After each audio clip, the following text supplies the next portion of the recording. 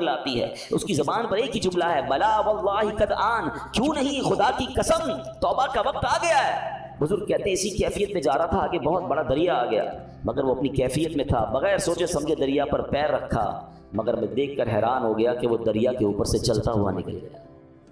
جو تھوڑی دیر پہلے شراب پی رہا ہے، سچی توبہ کرتا ہے، اللہ اس کو کون سا مرتبہ عطا فرما دیتا ہے۔ تو یہ ہے قرآن، یہ ہے قرآن کی تاثیر، یہ ہے قرآن کا امپیکٹ۔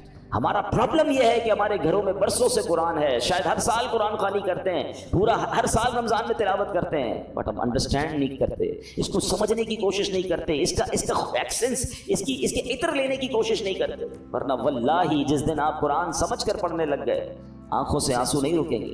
جن کو کچھ قرآن سمجھ آتا ہے نا، جب کبھی امام صاحب تلاوت کر رہے ہیں اور کسی ایسی قرآن پاک کی خوبصورت آیت پر پہنچتے ہیں، سورت پر پہنچتے ہیں، جی نہیں چاہتا امام صاحب رکوع میں جائیں، جی چاہتا یہ اور پڑھتے رہیں، اللہ کی باتیں اور بتاتے رہیں۔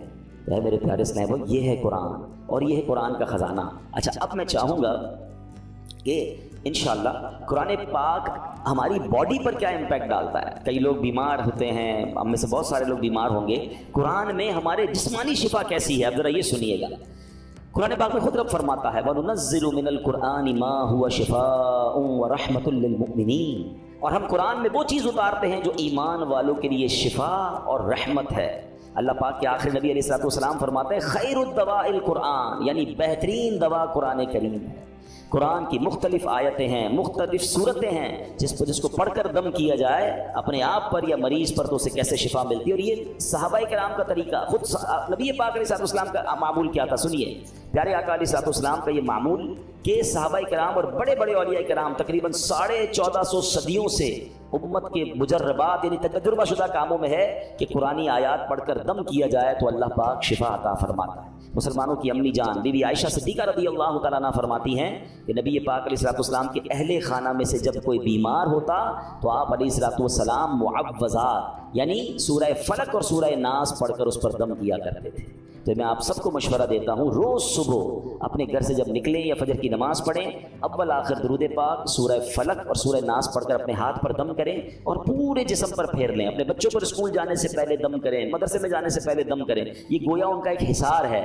رات کو سوتے وقت یہ عمل کر لیں، یہ خود نبی پاک علیہ السلام کا عمل ہے۔ یہ انشاءاللہ بلاؤں سے، مصیبتوں سے آپ کی حفاظت بھی کرے گا اور یہ بیماریوں کو بھی دور کرے گا۔ ایک مرتبہ ایک صحابی نے بچھو کاٹنے پر سورہ فاتحہ پڑھ کر دم کیا، اللہ پاک نے اس مریض کو شفا عطا فرما دی۔ ایک صحابی کے قبیلے میں ایک پاگل شخص تھا جس کو لوگ زنجیروں سے باندھ کر رکھتے تھے، صحابی رسول نے 3 دن صبح و شام 3 مرتبہ سورہ فاتحہ پڑھ کر دم کیا، اللہ پاک نے اسے پاگل پن سے شفا عطا فرما دی۔ اللہ کے کلام میں کمال ہے، ہم کاش اللہ کے کلام سے محبت کریں اور اس کی برکتیں لوٹیں۔ ایک بار حضرت عمر فاروق رضی اللہ تعالیٰ کو قیصر روم کے بادشاہ نے خط لکھا، میرے سر میں درد ہے اور دائمی درد ہے، ٹھیک ہی نہیں ہوتا ہے۔ تو حضرت عمر رضی اللہ تعالیٰ نے اس کو ایک ٹوپی بھیج دی۔ اچھا کمال یہ تھا جب وہ ٹوپی پہنتا درد ختم ہو جاتا، جیسے ہی ٹوپی اتارتا درد پھر شروع ہو جاتا۔ اس بادشاہ نے کہا ہے کیا اس ٹوپی میں؟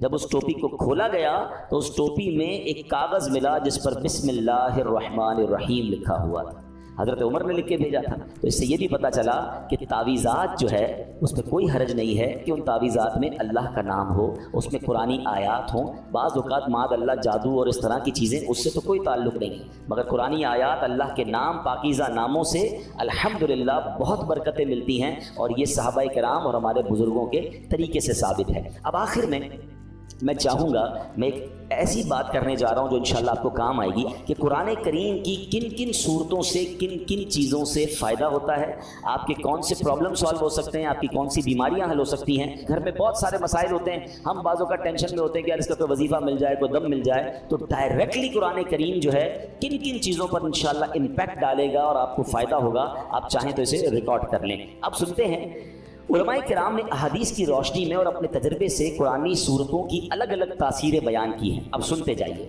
سورہ فاتحہ 100 مرتبہ پڑھ کر جو دعا مانگی جائے وہ دعا قبول ہو جاتی ہے۔ سورہ بقرہ کی تلاوت سے شیطان گھر سے بھاگ جاتا ہے۔ آیت الکرسی پڑھنے سے محتاجی دور ہوتی ہے۔ سورۃ الکہف کو ہمیشہ پڑھنے والا دجال کے فتنوں سے محفوظ رہے گا۔ والدین کی قبر پر ہر جمعہ سورہ یاسین کی تلاوت کرنے سے اس کے حروف کی تعداد کے برابر یعنی پڑھنے والے کے گناہ بخش دیے جاتے ہیں۔ سورہ دخان پڑھنے سے مشکل دور ہوتی ہے۔ जो मरने के करीब हो उस पर सूरह जासिया का दम करने से इंशाअल्लाह ईमान पर मौत नसीब होगी। सूरह हुजरात का पढ़ना और दम करके पीना घर में खैर और बरकत के लिए मुफीद है। सूरह काफ, कई लोग होते हैं जिनकी फसलें होती हैं, बाग होते हैं, तो उसके बारे में फरमाया कि सूरह काफ पढ़ने से बाग में फलों की कसरत होती है। सूरह रहमान 11 बार पढ़ने से तमाम मकासद पूरे होते हैं। सूरह वाक़या जो शख्स रोज़ाना पढ़ेगा उसे कभी फाका ना होगा। सूरतुल मुल्क को हर रात पढ़ने वाला अज़ाब कब्र से